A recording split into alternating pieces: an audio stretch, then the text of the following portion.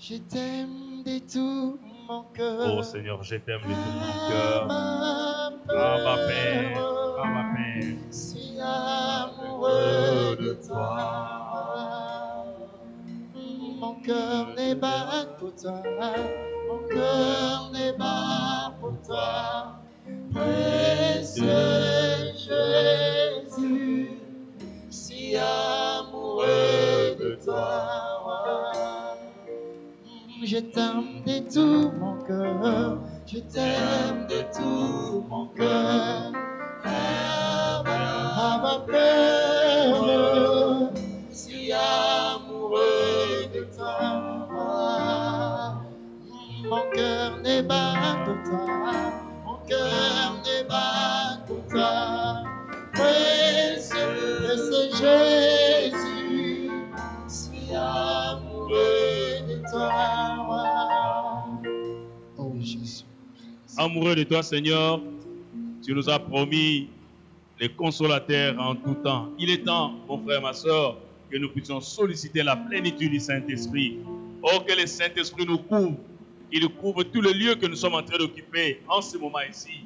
Sans cette puissance, sans cette présence, nous ne pouvons pas être agréables à Dieu. Voilà, nous sommes invités à solliciter la plénitude pour que toute notre pensée soit remplie de la puissance et de la présence du Saint-Esprit. Sans cette personne, nous ne pouvons pas être agréables à Dieu. Nous ne pouvons pas être acceptés. Il est temps pour que nous puissions demander la plénitude du Saint-Esprit.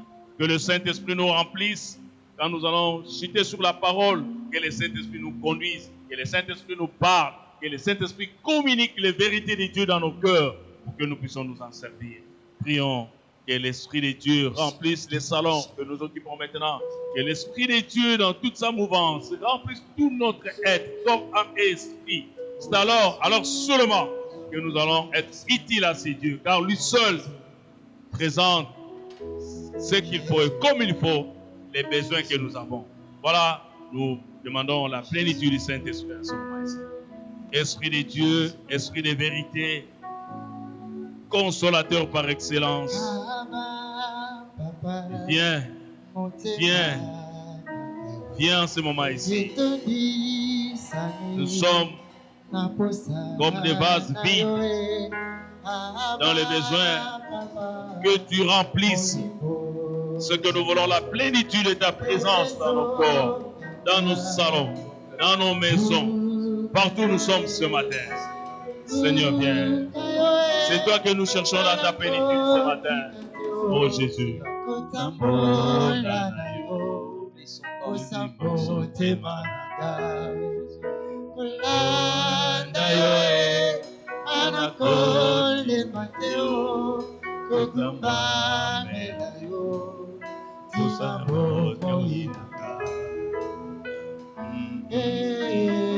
Oh Jésus. Papa, on te et te dis Naposa Papa, on dit Ezo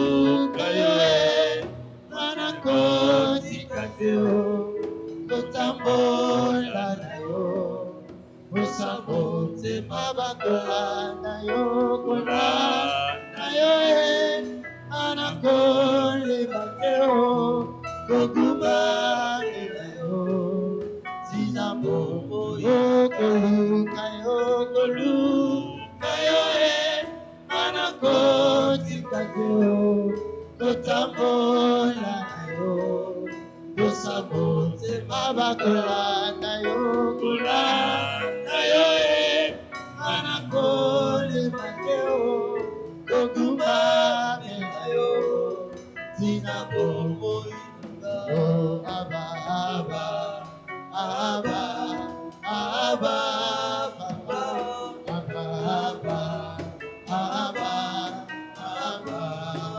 Oh Abba Abba Abba Abba Papa Abba Abba merci. Nous avons été, t'avons élevé parce que tu le mérites. Oh Jésus, merci, car tu mérites la louange et l'adoration de notre cœur, la reconnaissance. Merci pour la repentance. Merci pour la présence du Saint-Esprit. Merci pour ta présence en nous, ô Dieu. Merci pour ce que tu fais, notre Dieu de gloire. Tes bontés dans nos vies, tes bontés dans nos familles, tes bontés dans notre pays. Oh Seigneur, ne sont pas encore à leur terme. Tu es là. Tu nous rassures. Tu nous conduis. Tu nous fais du bien, notre Dieu de gloire. Combien, Seigneur, nous devons être reconnaissants envers toi pour ce que tu es, pour ce que tu fais. Garde nos cœurs ce matin attachés à toi. Oh Seigneur, te servir, c'est ça. Oh, c'est ça ce que nous voulons. T'écouter, oh Seigneur, c'est ça. T'obéir, c'est ça, les désirs les plus profonds de nos cœurs. Et ce matin, Seigneur, nous venons avec ta parole qui nous fait du bien.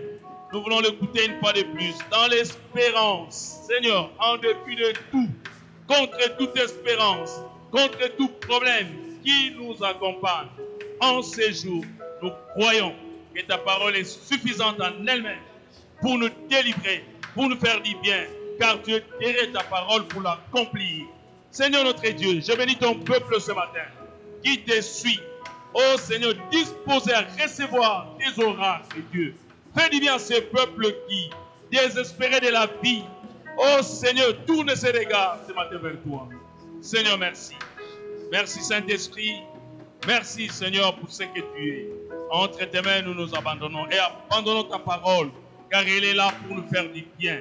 En ton nom Jésus, nous t'avons ainsi prié avec action de grâce et nous disons merci Seigneur Jésus-Christ. Amen. Nous acclamons le Seigneur, notre Dieu, ce matin, pour l'occasion qu'il nous donne et recevoir sa parole en ces dimanches. Bien-aimés, je nous invite à prendre la parole de Dieu dans les livres des Lamentations de Jérémie. Nous sommes au 3e chapitre. Nous partirons du 19e verset au 26e. Parole du Seigneur, nous lisons au nom de Jésus. Quand je pense à ma détresse et à ma misère, à l'absinthe et au poisson, quand mon âme s'en souvient, elle est abattue au-dedans de moi. Voici ce que je vais repasser à mon cœur, ce qui me donnera de l'espérance. Les bontés de l'Éternel ne sont pas épuisées, ses compassions ne sont pas à leur terme. Elles se renouvellent chaque matin. Oh, que ta fidélité est grande. L'Éternel est mon partage, dit mon âme. C'est pourquoi je vais espérer en lui. L'Éternel a de la bonté pour qui espère en lui, pour l'âme qui le cherche. Il est bon d'attendre en silence les secours de l'Éternel. Parole du Seigneur, dites Amen. Merci. Vous savez en quel temps nous sommes? Un temps très difficile de l'histoire de l'humanité, de notre continent, pourquoi pas de notre pays et encore de notre Église. Je peux parler de nos familles, les temps difficiles. Nous nous retrouvons devant cet homme de Jérémie qui présente ici ses plaintes, ses larmes, ses cris à un Dieu, pas un homme.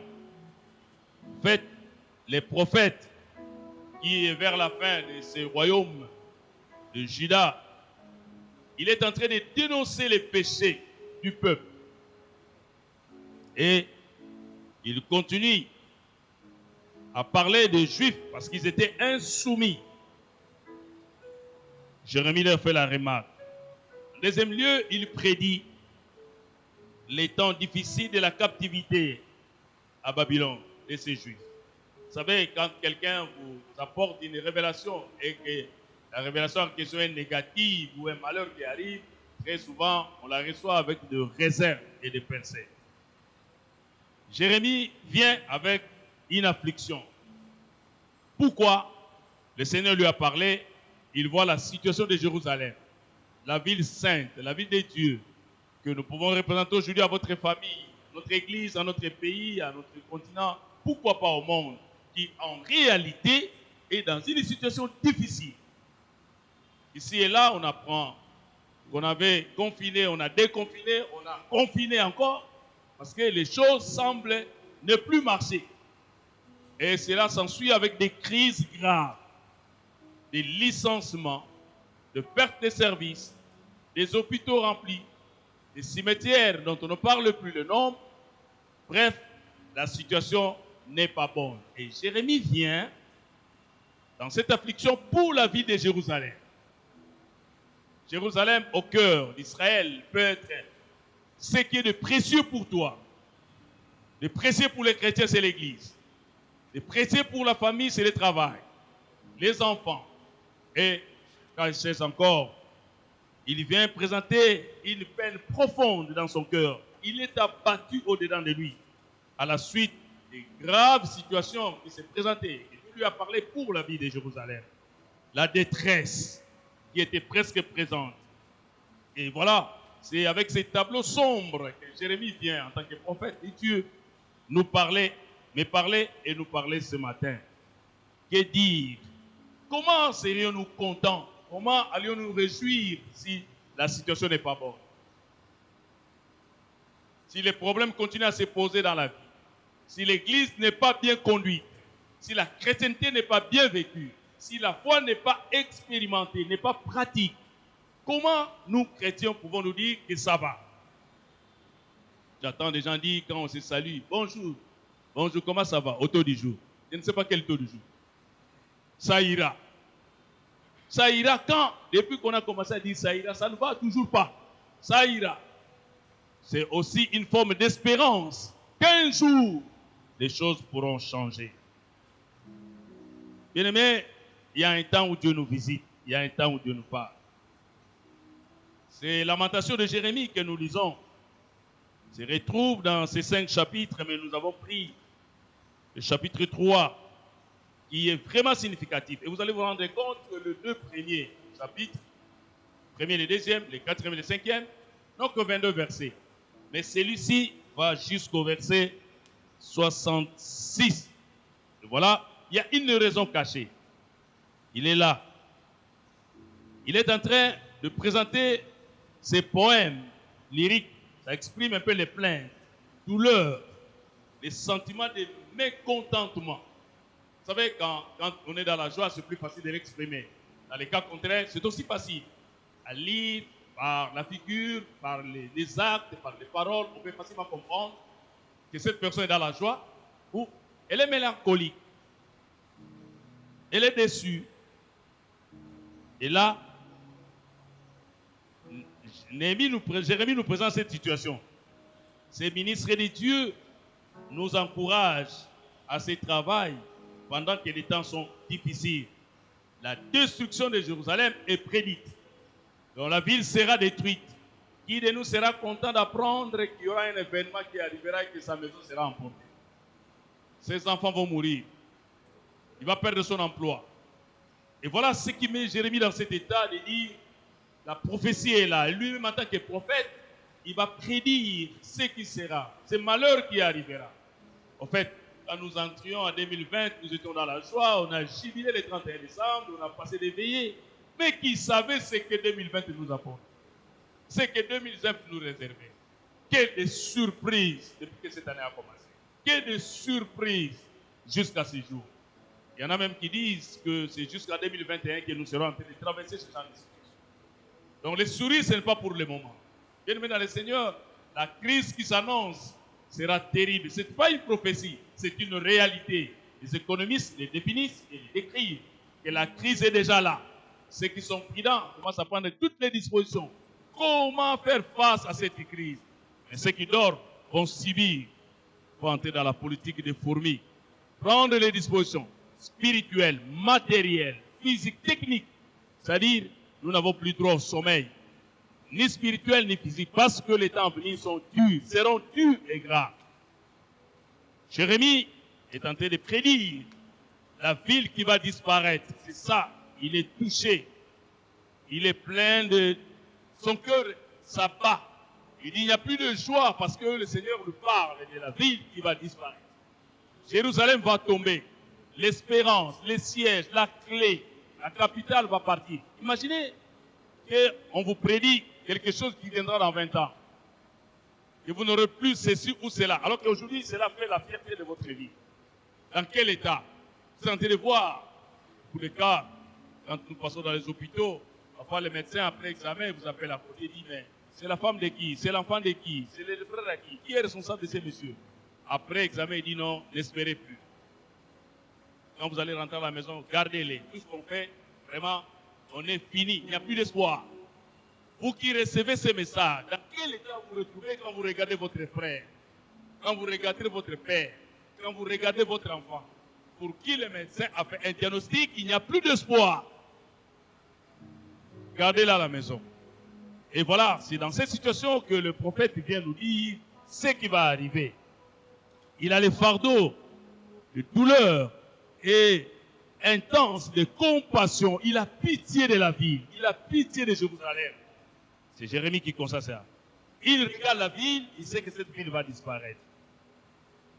Et il fait voir son amour pour le pays. Au même moment, c'est un double sentiment qui était en lui. Et l'amour et la tristesse. Et Dieu est là pour ses peuples. Et Dieu accompagne son prophète. Il annonce ses fardeaux. Et que le Seigneur lui a mis à cœur pour la vie. Vous savez, quand nous lisons Matthieu 23, versets 37 à 39, je nous dis, nous devons faire un choix. Il y a un choix à faire dans la vie. Cette lamentation de Jérémie m'a beaucoup fait réfléchir et c'est comme ça que je voulais partager avec vous ce que le Seigneur nous a déposé dans les cœurs. Il s'agissait de la catastrophe qui devait venir en ces années-là. En premier lieu, il y avait un roi qu'on appelait Josias. Le roi est mort. Ça veut dire qu'il y a des signes qui accompagnent la chute totale d'une situation, d'un pays, d'une famille, d'une personne aussi. Il y a des signes précurseurs qui arrivent et vous allez sentir qu'avec ça, on finira mal. Et de monter, on ne fait que descendre. Les rois meurent. Le roi Josias. C'était la révolte dans la ville.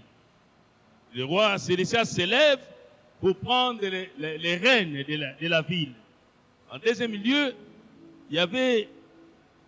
La ville était prise. D'abord, le roi est mort. Après, une attaque arrive. La ville est prise, elle est pillée, elle est détruite. Cette destruction, Jérémie nous la peint un peu en signe d'une ville, comme on voit à la télé, les destructions dans certaines villes d'Afrique. Comment nous sommes vraiment envahis. Les habitants sont tués à l'est de notre pays. Chaque jour, il y a des morts. Il y a des déplacés.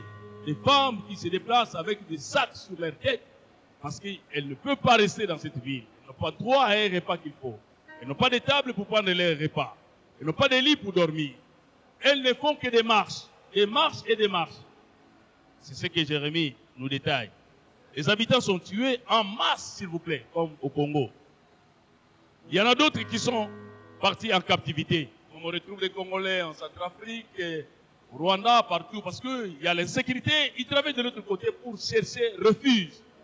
Comme autant aussi d'autres viennent chez nous pour trouver la sécurité. Troisième élément le plus grand, l'élément qui a tout dérangé, c'est que les temples étaient incendiés. Les temples étaient incendiés. Nous sommes dans 2 Rois chapitre 25, et quand vous lisez 2 Chroniques 36, 11, 21, vous allez retrouver. En fait, il n'y a pas longtemps, nous avons vu ce qui est arrivé avec la cathédrale Notre-Dame de Paris. Quand l'incendie est arrivé, l'icône de la ville était partie. Vous voyez comment les Français étaient touchés. Comment les gens ont mis de l'argent, des moyens pour refaire l'image, l'icône du pays. C'est que les gens étaient touchés de voir que le symbole est tombé. Et quand un symbole tombe comme ça, c'est que quelque part le peuple tombe. Jérémie nous présente la plus grande de tous ces événements, c'est que les temples étaient incendiés. Les temples, c'est les sièges. C'est les symboles, c'est la force. En son temps, les temples de Jérusalem étaient incendiés. Ça commence par les rois qui meurent, il y a les peuples qui sont pillés, la ville est détruite, et enfin, l'icône, l'image même. Vous savez, tout ce qui nous représente, ce qui représente notre force, quand ces symboles tombent, ce qui fait la fierté d'une personne, d'une famille, d'un pays, d'une nation, d'une église, quand ce qui fait la fierté ne plus, l'église tombe, la nation tombe, les pays tombent, les institutions tombent, parce que la fierté n'existe plus. Quand on regarde l'immoralité, le non-respect entre les jeunes et les adultes, les problèmes de circulation et tout, on s'est dit, mais nous sommes où aujourd'hui? Nous sommes où? Donc ce qui faisait la fierté, comme le disaient nos parents, Kinshasa la belle, est-ce qu'elle est encore la belle aujourd'hui? Brazzaville la verte et Kinshasa la belle. Quand on regarde l'image de la ville, est-ce qu'on peut encore dire que Kinshasa est la belle? Donc ce qui faisait la fierté de Kinshasa hier, ne l'est plus aujourd'hui. Ce qui faisait la fierté de votre famille hier, ne l'est plus aujourd'hui. Ce qui faisait la force de notre église hier, ne l'est plus aujourd'hui. Et ce qui faisait la force du Congo hier, est-ce qu'elle est encore aujourd'hui? Où sommes-nous? Il y a lieu de nous poser des questions. La situation est dramatique. Et cela résulte des événements qui les accompagnent, des douleurs.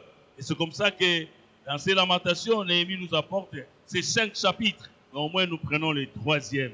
Les souvenirs des atrocités venues par Jérémie sont là encore et sont vivants parmi nous. Quand nous regardons nos vies, nos églises, nos familles, nos santé, nos écoles, nos universités, nos marchés, il y a de quoi à se dire qu'on est allé plus bas. Bien-aimés dans le Seigneur, Néhémie nous apporte ces messages, ces tableaux sombres, mais aussi il amène un message d'espoir. Il dit dans ces chapitres, en résumé pour vous, qu'il y a un avenir à espérer. Raison pour laquelle je voulais te dire ce matin, il y a un avenir pour toi. En dépit de ces tableaux sombres, il y a un avenir pour toi. Parce que tu ne dépends pas des grands marchés, tu ne dépends pas des centres-villes, tu ne dépends pas des routes, tu ne dépends pas mais tu dépends du Créateur. Alléluia. Toi, tu ne dépends pas de tout ce qui t'entoure, de tout ce qui tombe sous tes yeux, de la cathédrale qui se brûle, des églises qui sont fermées. Tu dépends du Créateur de tout. Il y a de quoi espérer. Il y a de quoi avoir de l'avenir. En fait, il a vu la souffrance. Vous savez, il y a des gens qui parlent de la souffrance sans voir, sans vivre la souffrance. Quand ils apprennent la mort, ça ne vient que chez les autres. En fait, il n'y a personne qui peut dire qu'il n'a jamais connu la mort, même dans sa famille. Mais il y a une réalité. Quand on est frappé par la réalité de la mort, c'est alors qu'on va sentir la douleur et la peine. Par moment, on a eu du courage à dire aux gens, non, frère, il y en a qui ont refusé d'être consolés. Hein. Mais c'est plus facile de dire sans c'est l'autre. Jérémie a vu la souffrance. Il voit la ville s'écrouler, les symboles tomber, l'essentiel. Il dit, mais ce n'est pas vrai. En fait, mais il connaît aussi que chaque matin,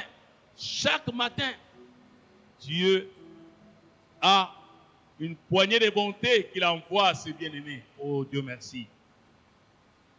Il continue par dire, 3e chapitre, que le peuple est rebelle. Nous sommes rebelles. Nous ne comprenons pas. Regardez, on nous dit pour éviter, pour dessiner une barrière, pour se préserver de la maladie, il faut porter le masque. Il ne faut pas se saluer par la main. Mais regardez autour de la ville, comment les gens se saluent aisément, côte à côte, sans masque. C'est la rébellion dans la tête. Il y en a qui se défendent aussi. Mais une chose est vraie, que quand le peuple criait, Néhémie nous rassure au 4e chapitre que Dieu écoutait. Dieu écoutait. Dans ce chapitre 3, toujours, pardon. Et enfin, à la fin, tout ce qui nous nuit, Dieu va le détruire. C'est ce qui me réjouit. Et c'est ce que je t'amène. Et au chapitre 4, il est tenté de parler de cette arrivée incroyable. C'est à quoi tu t'attends le moins. Moi, je vais te dire, il y a quelque chose que Dieu prépare pour toi. Et enfin, il y a cette complainte que Jérémie nous présente. Nous voulons ce matin parler avec toi d'un avenir. D'un avenir. Il y a un avenir pour toi. Il y a un avenir pour l'Église. Il y a un avenir pour ce pays. Il y a un avenir pour tout qui semble par terre. La complainte de Jérémie, ces lamentations, ces chansons populaires pour la tristesse qui a abattu son cœur. Peut-être tu es dans ces cas-là parce que tu es sur les lits d'hôpital. Tu es dans les chômages. Tu te poses des questions. Quel sera l'avenir de tes études, de tes fiançailles, de ton mariage, de tes enfants, de ton mari, de ton épouse. Dans tes affaires, rien ne va. Il y a quelqu'un qui me disait il y a quelques jours, il dit, mais attaque tu vas formuler ça, on a que ça, il faut pognon aussi dans le lait. C'est comme s'il n'y a plus d'avenir. Tous les fonds sont partis. Je n'ai plus d'emploi. Tout ce qui faisait ma fierté est parti. Mais je vais te dire, il y a un avenir pour toi. C'est ce que Jérémie m'apporte et ce que je t'apporte aussi. Avec ces complaintes, nous sommes au cœur de ces livres de Jérémie. Et en fait, c'est ça. Nous entendons l'intimité de l'homme qui a vu la souffrance. Quelqu'un qui a enduré par sa personne. Par rapport à ce que Dieu a fait de lui comme prophète. Il regarde la nation. Parce qu'il avait, c'est pas, non pas la mission d'écouter Dieu, mais la mission aussi de dire au peuple ce que Dieu voulait. Et c'est là notre travail. Ce que Dieu veut. Être en contact avec Dieu et transmettre fidèlement ce que Dieu veut pour que la nation monte. Car avec Dieu, nous ferons des exploits. Quand je pense à ma détresse et à ma misère, à l'absinthe et au poison, quand mon âme s'en souvient, elle est abattue au-dedans de moi.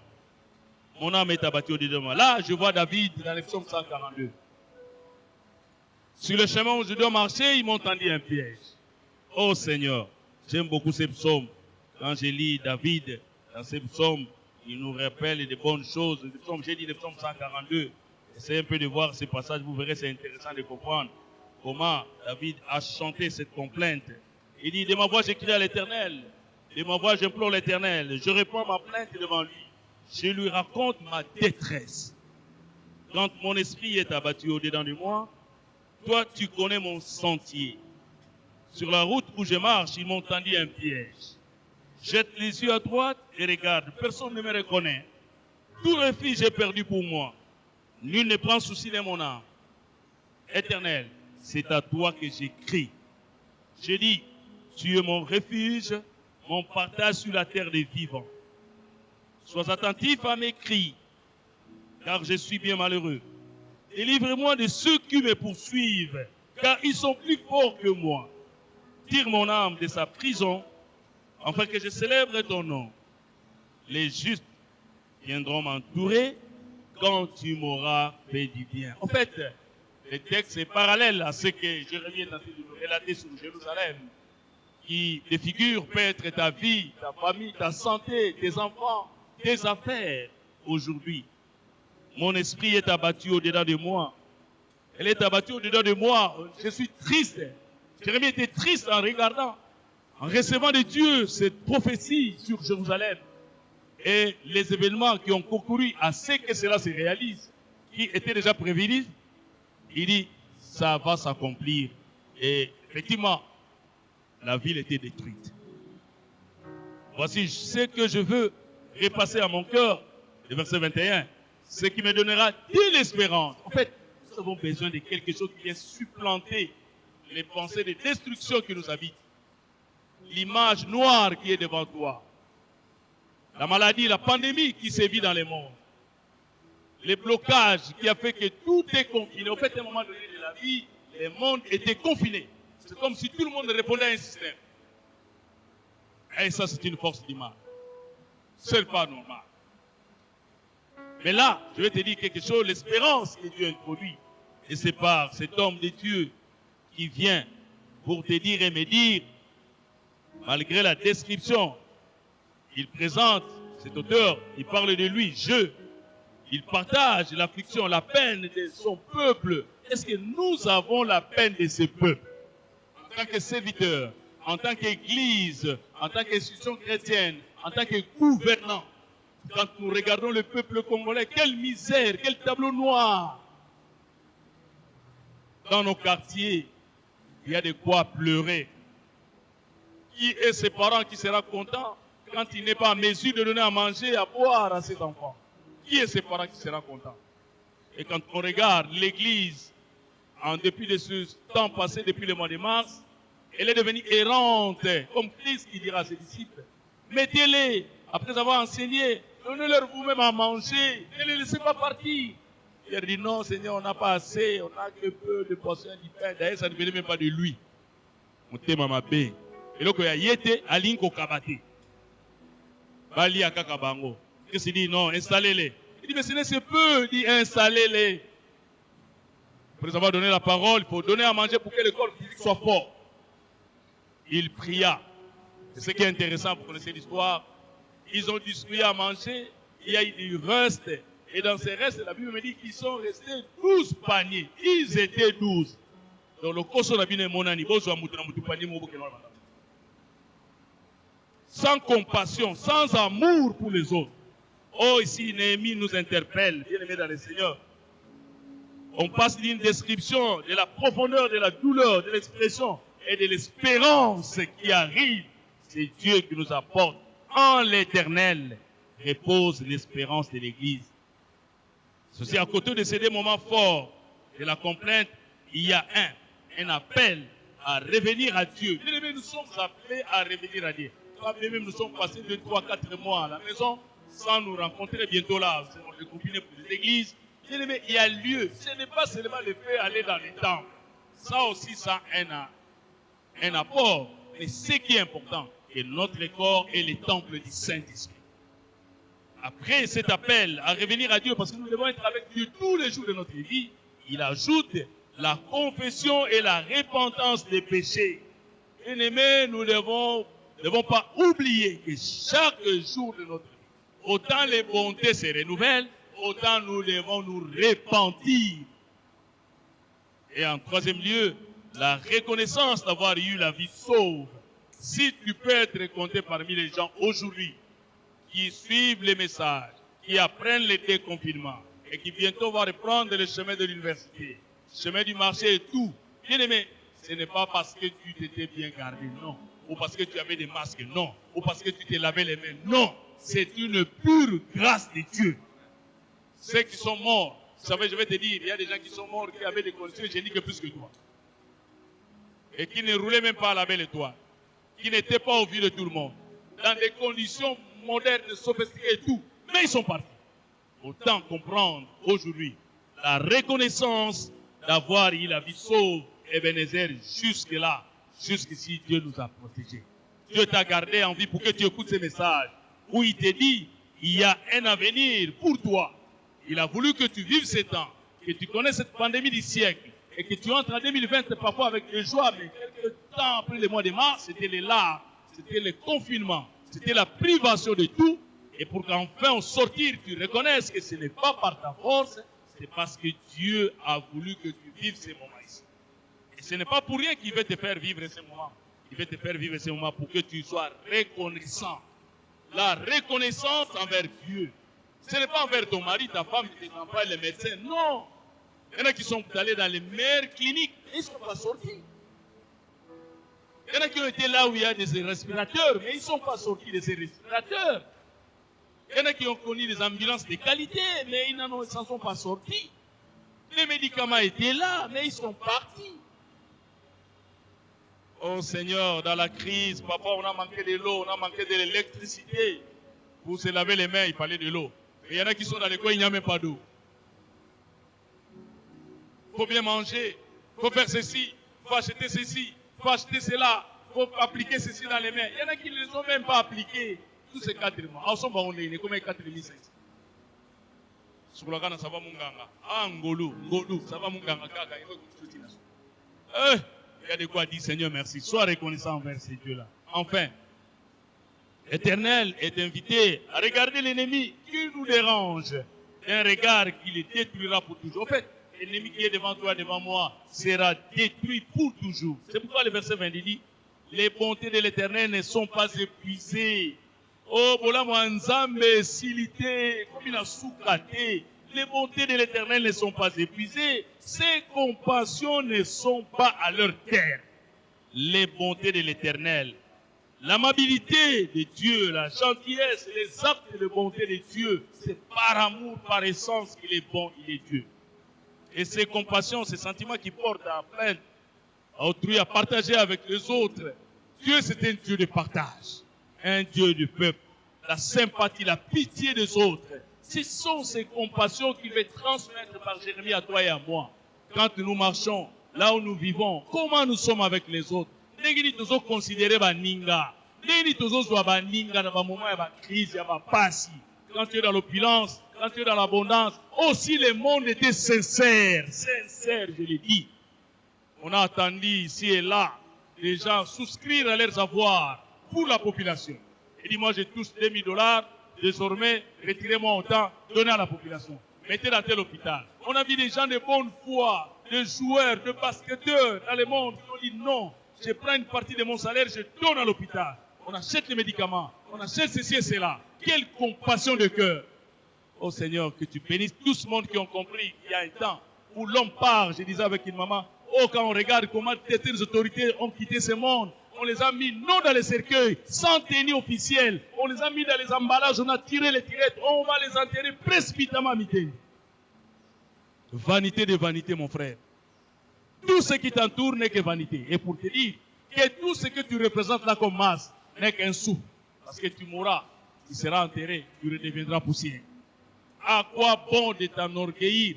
Et Paul de dire, qu'as-tu que tu n'aies reçu de Dieu? Pourquoi t'enorgueillir, mon frère? Pourquoi voir les gens souffrir à côté de toi alors que tu jettes, tu donnes aux chiens? Parfois tu n'as pas envie de manger, mais il y a des surplus à manger chez toi. Et les voisins les plus proches de ta maison est en train de crever de misère.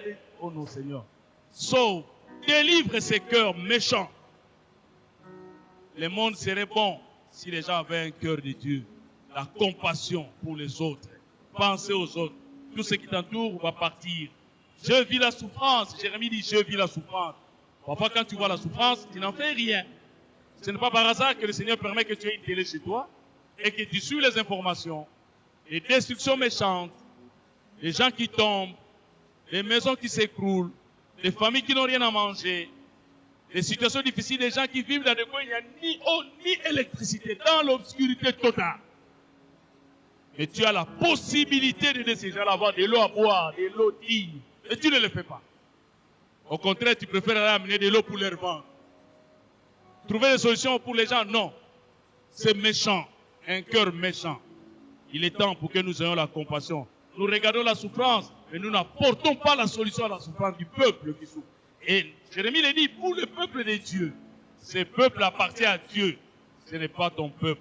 Chaque matin, tes bontés se renouvellent. Les bontés de l'Éternel ne sont pas épuisées. Ses compassions ne sont pas à leur terme. Elles se renouvellent chaque matin. Oh, que ta fidélité est grande. La fidélité de Dieu est grande. Du fond de la détresse, du fond de l'abîme, du fond de la COVID-19, va jaillir une prière dans ton cœur. Les malades sur les lits d'hôpital, dans nos maisons, dans nos quartiers, dans nos églises. Oh, souviens-toi, Jérémie n'abandonne pas la lutte. Il ne peut pas non plus, ne peut pas croire que tout soit fini. En fait, il a un tableau sombre et il croit encore qu'il y a une espérance. Pourquoi il dit, espérer contre toute espérance. Dieu est là. Oh, il surgit encore des versets clairs pour nous. Les souvenirs de Dieu. Les souvenirs de Dieu, Dieu est bon. Les souvenirs de l'homme sont là. Mais les deux, tandis que les souvenirs de Dieu seuls peuvent résoudre et changer notre situation. Ceux de l'homme n'ont rien d'agréable.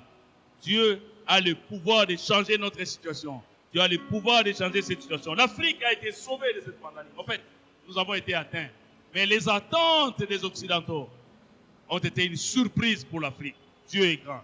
Il n'y a rien de plus lourd que les têtes des hommes qui sont dans la détresse, que les gens qui souffrent. Levons les yeux. Bien aimé, ce n'est pas difficile de lever les yeux quand on est malade, couché sur un lit à l'hôpital, atteint de Covid-19. Quand on est privé de tous les besoins du monde. Quand on est coincé par les bailleurs. Quand on ne sait comment faire rentrer les enfants à l'école. Quand on n'arrive pas à donner l'argent à sa femme pour préparer. Oh bien aimé, devant ces détresses, ces signes de détresse, on se dit, mais à quoi bon d'être mari? À quoi bon d'être responsable?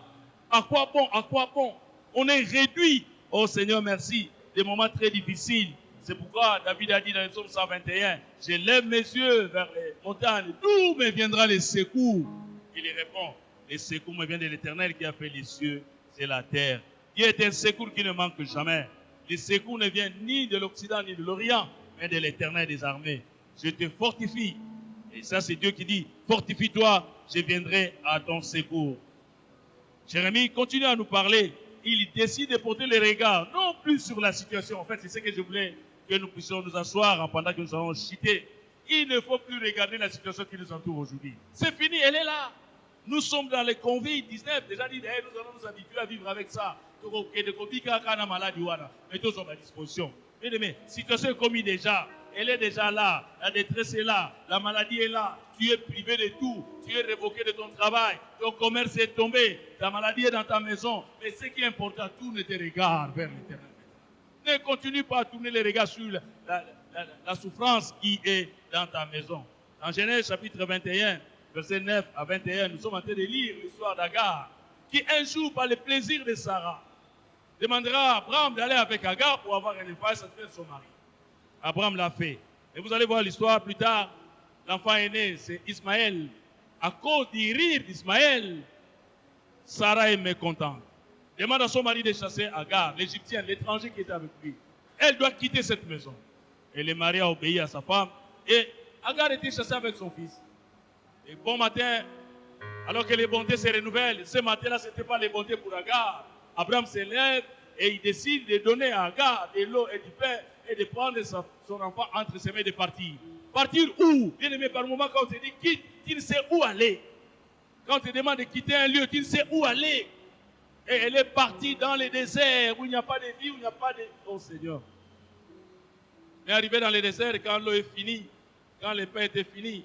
Cette femme regarde et dit non, je ne peux pas voir mon fils mourir. Elle a commencé, elle s'est assise, elle éleva sa voix, elle pleura. Et dans ces pleurs qu'elle avait, elle dit, lui et l'enfant, Dieu a écouté les pleurs de l'enfant. Oh Seigneur, nous avons intérêt à apprendre à nos enfants à connaître Dieu. Proverbe 22, verset 6, apprends à l'enfant, instruis à l'enfant les voies de Dieu. Quand il sera grand, il ne va pas s'arrêter. Qu'as-tu, bien-aimé dans le Seigneur? Abraham l'a chassé avec Sarah. Mais Dieu s'est occupé de cette étrangère, de cette femme égyptienne dans le désert où il n'y a pas de vie. Elle a quitté le luxe de la maison d'Abraham pour aller dans le désert. Regardez ces tableaux sombres encore, comme nous le présente Jérémie. La destruction d'une vie, d'une famille, au bord de la mort. Il dit, je ne veux pas voir cet enfant mourir, Ismaël. Les fruits de mes entrailles, les fruits de tes efforts, les fruits de tes études, les fruits de tes sacrifices. Il dit, je ne veux pas voir cet enfant mourir. Il dit, commerce boutique zika, kweya, commerce sili, santé à moi ne sili. Au bas de l'hôpital, au tali mobali na yo, au tali moisi na yo, au tali mona na yo, santé zali sous te, espoir et sili. Abina lingi komona te, elle s'est éloignée de l'enfant. Elle a prié le Dieu d'Abraham. Alléluia. Je t'invite, comme Jérémie a crié vers le Dieu d'Abraham. Elle a prié. Pendant qu'elle priait, Dieu a exaucé. Elle dit, ne crains point. C'est l'ange qui est envoyé. Ne crains point. Car Dieu a entendu la voix de l'enfant dans le lieu où il est. Je vais te dire ce matin, là où tu es, tu vas prier et Dieu va écouter ta voix. Dis à tes enfants, nous allons prier Dieu pour la situation de santé qui nous dérange, d'argent, du travail, des études et tout. Nous allons prier Dieu. Dieu a écouté la prière. Et c'est comme ça que Jérémie nous exhorte à lever les yeux et à parler, à crier vers Dieu. Lui qui a créé la bouche et les oreilles, il écoute, il exauce. Que ce matin, il nous écoute. Il a écouté la voix, il a entendu. Qu'as-tu? Ne crains pas, car Dieu écoute. Dans les lieux où tu es, dans les salons où vous vous retrouvez, dans les transports, au moment où vous êtes là, Dieu est là, il vous voit, il vous écoute. Il décide pendant que tu le sais, j'ai dit, de porter les regards non sur ta maladie, non sur ton chômage, non sur la situation du pays, ou encore sur le taux qui ne fait que monter, mais cette fois-là, dans les regards tournés vers Dieu. L'emprisonnement, ton rejet, ton abandon, non, ce n'est pas ça. Mais plutôt les regards sur Dieu. Il y a un avenir pour toi. Il y a de la décision à prendre, des actes de volonté à poser et un acte de foi qui nous accompagne ce matin. Et une solution sera là avec Dieu. Parce qu'il est avec Dieu, nous ferons des espoirs. L'Éternel est mon partage, dit mon âme.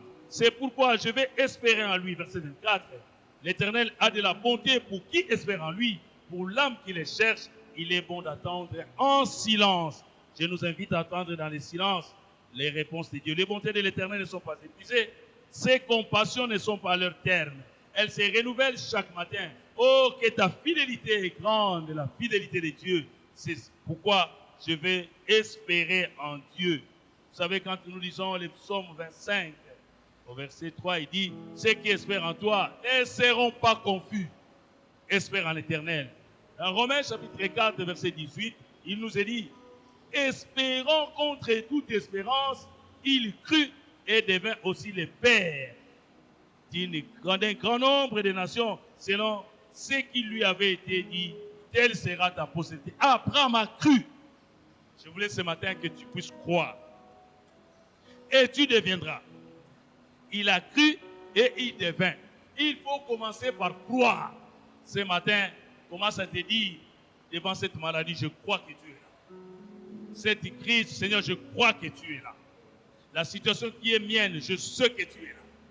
Je cesse de regarder tout autour de moi, de la faillite qui a envahi mes affaires, de la difficulté que j'ai, de mon corps qui est en train de se détériorer, de la situation auquel je fais face qui me réduit. Mais sinon, je veux regarder. Maintenant, je tourne mes regards vers toi. Oh, il y a une espérance, un avenir pour toi. Il y a un avenir, mon frère, pour toi. C'est que je veux que tu commences à regarder. La prière ce matin, il y a un avenir pour toi, pour tes enfants, pour ta femme.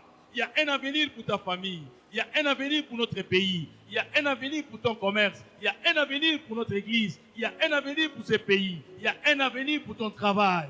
Il y a un avenir pour tout. Les bontés ne sont pas à leur terme chaque matin. Tongo nyonso ekobimela kayo. Tongo etana. Akino balobi tongo etani tongo amakambo. Te tongo etani tongo abolamu na nzambe banda na vie na yo. Oh, les circonstances ont changé, doivent changer. Mais l'Éternel ne changera jamais. Le monde a changé, tout le monde a masque, mais Dieu n'a pas changé. Oh, je vais te dire, Dieu n'a pas changé, il reste le même. Les institutions changent, mais Dieu est là. Dieu est pour nous un véritable trésor. C'est pourquoi il dit, il est le partage. L'Éternel est mon partage. L'Éternel est mon partage, dit mon âme. C'est lui le véritable trésor. Le trésor de ceux qui croient en lui. Plus précieux encore que les richesses du temple et de la ville qui sera détruite, de la situation qui a changé, de l'économie qui a changé, du taux qui ne fait qu'augmenter, de la crise, de tout ce qui te dérange. Christ, Dieu est là, il est le véritable trésor. Il faut lui faire confiance. Bien-aimé, mets ta confiance en l'Éternel et il agira. L'Éternel a de la bonté pour qui espère en lui. La confiance, la foi, le silence, parce que Dieu délivrera en son temps et de sa manière qui il veut. Il y a de l'espoir. En son temps et de sa manière, Dieu te délivrera de cette maladie, de cette crise, de cette situation. Crois-les. Ceux qui l'ont vécu, ceux qui l'ont expérimenté, n'étaient pas des extraterrestres, ils étaient des hommes comme toi et moi. C'est pourquoi je nous invite à la prière. Le temps est arrivé. Nous avons vu ce tableau sombre de cette prophétie dans les lamentations de Jérémie. C'est comme ça que Jérémie s'est lamenté. Il a laissé monter dans son cœur la compassion en regardant les bontés de Dieu qui ne sont pas à leur terme, qui ne sont pas épuisées. Pour la munanzambe silité, pour la libota na yo, pour la santé na yo, pour la moussa na yo, pour la mombongo na yo, pour la libala na yo, pour la fiançailles na yo, pour la bétude na yo, pour la munanzambe silité, pour la munanzambe sali, pour la munanzambe zokoba, tongo nyonso, il est renouvelle pour na yo, tango tongo etanaka. Il y a un avenir pour toi. Je vais te dire, il y a un avenir pour toi. Le rebâtissement est possible. Si la cathédrale de Paris a été rebâtie, aujourd'hui les gens y vont, ils sont dans la joie. Oh, ça c'est une œuvre humaine. Mais je vais te dire, ta vie a plus de valeur que la cathédrale. Ta vie a plus de valeur que les grands marchés de Kinshasa. Ta vie a plus de valeur que les quartiers inondés d'immondices. Ta vie a plus de valeur. Ta maison a plus de valeur. Une maison chrétienne. Oh, Tonga Lelo. Zamba rebâtir Vinayo. Zamba rebâtir va faire Nayo. Car c'est lui qui a le pouvoir. Espère en lui. Espère en sa parole. Et tu vas témoigner. Nous sommes en train de prier. Ton mariage doit être rebâti. Tes fiançailles. Que le monde s'ouvre. Autant le monde va s'ouvrir. Quand toi, tout s'ouvre. Pendant qu'il y a déconfinement. Que tout soit déconfiné dans ta vie aussi. Spirituellement. Nous sommes en train de prier. Ola munanzambe et silité. Ola munanzambe et se renouvelera tongo nyonso. Tongo lokole tani, Olamu na nzambe be bandi na ndako na yo, na bana na yo, na mobali na yo, na musala na yo, na mutuka na yo, na mombongo na yo, oh Seigneur, na santé na yo. Olamu na nzambe. Olamu na nzambe. Olamu na nzambe. Seigneur, ta bonté. Ta bonté, Seigneur. Prions le Seigneur ensemble. Oh Seigneur, merci ta bonté ce matin. Tu nous rassures par Jérémie dans ses complaintes qu'il y a de l'avenir pour moi, qu'il y a de l'avenir pour mon frère qui m'a suivi ce matin. Il y a de l'avenir pour sa famille. Il y a de l'avenir pour ses enfants. Il y a de l'avenir pour son travail. Il y a de l'avenir pour son mariage. Il y a de l'avenir. Les portes s'ouvrent, Seigneur. C'est toi qui les déclenches. La situation catastrophique, négative qui l'entoure, les passés qui le rongent. Non, nous voulons lever nos yeux et tourner les regards vers toi, le consommateur de notre foi. Bolamu na yo nzambe, ba bonté na yo, ba compassion na esili na nuke. Esalama pona ndeko ala ndibiso na tonga lelo, pona libota na ye, pona santé ya ndeko afandi liko na metu l'hôpital, ya ndeko aswami na prison, ya muto ba faire ekwei, bitu kesali ba accident, commerce ekiti, magasin ba yibi. Oh Seigneur, viens avec foi comme Abraham.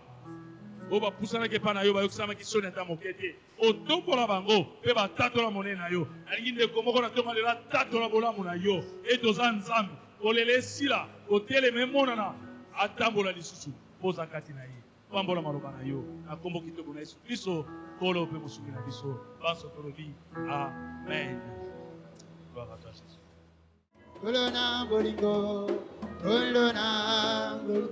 Kolona mawa, kolona bolingo, kolona bolingo, kolona bolingo, kolona bolingo, kolona bolingo, kolona bolingo. Bena bomo inanga, Yesu ngai na kolanda. Bena bomo inanga, Yesu yo.